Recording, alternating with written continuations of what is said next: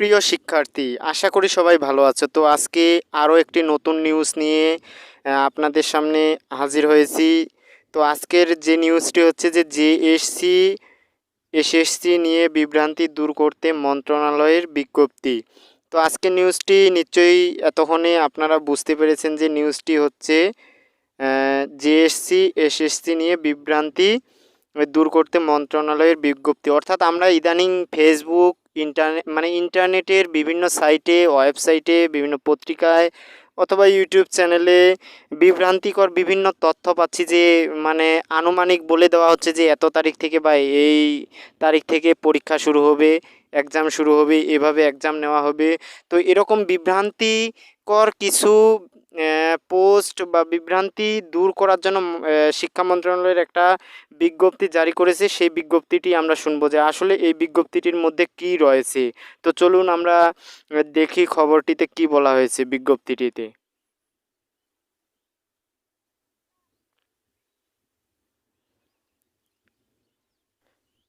প্রিয় শিক্ষার্থী, আমরা যদি খবরটি দেখি, এখানে গোল চিহ্নের মধ্যে দেখতে পাচ্ছি যে জুনিয়র স্কুল সার্টিফিকেট জেএসসি পরীক্ষা এবছর হচ্ছে না জানিয়ে বিভিন্ন গণমাধ্যমে সংবাদ প্রকাশিত হওয়ায় বিভ্রান্তি সৃষ্টি হয়েছে। অর্থাৎ বিভিন্ন মাধ্যমে বলতেছে যে জেএসসি পরীক্ষা এবার হবে না।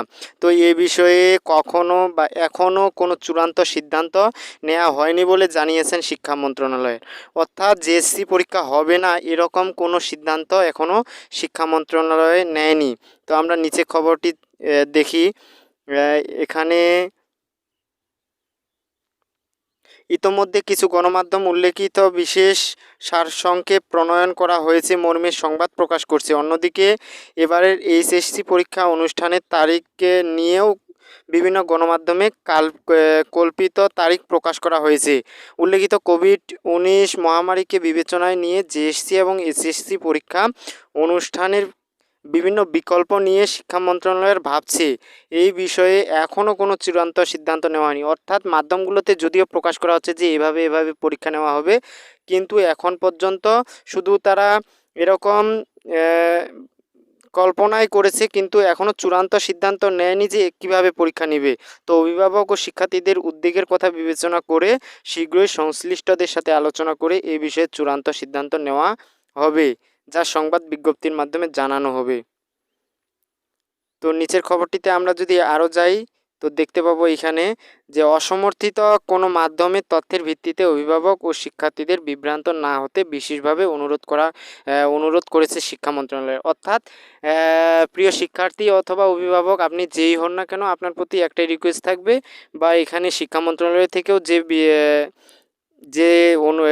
বিশেষভাবে যে অনুরোধ করা হয়েছে যে অসমর্থিত বা বিভিন্ন চ্যানেল, বিভিন্ন সাইটের ভিত্তিতে আপনারা উদ্বেগ সৃষ্টি করবেন না, বা আপনাদের মধ্যে উদ্বেগ তৈরি করবেন না। এবছরের 1 এপ্রিল এসএসসি ও সমমান পরীক্ষা শুরু হওয়ার কথা ছিল, তবে করোনার কারণে পরীক্ষার সময়সূচি স্থগিত করতে বাধ্য হয় শিক্ষা মন্ত্রণালয়ের। স্থগিত পরীক্ষার পরবর্তী সময় ঘোষণা না করায় অনিশ্চয়তায় দিন পার করছে প্রায় 12 লাখ শিক্ষার্থী। অর্থাৎ এইচএসসি পরীক্ষার্থী প্রায় 12 লাখ, যারা অনিশ্চয়তার মধ্যে দিন কাটাচ্ছে। তো ভিউয়ার্স, আপনার প্রতি একটাই রিকোয়েস্ট থাকলো, আপনারা বিভিন্ন মাধ্যমে উদ্বেগ সৃষ্টিকারী পোস্টগুলো দেখেই উদ্বেগিত হবেন না, আপনারা তথ্যটি যাচাই করবেন।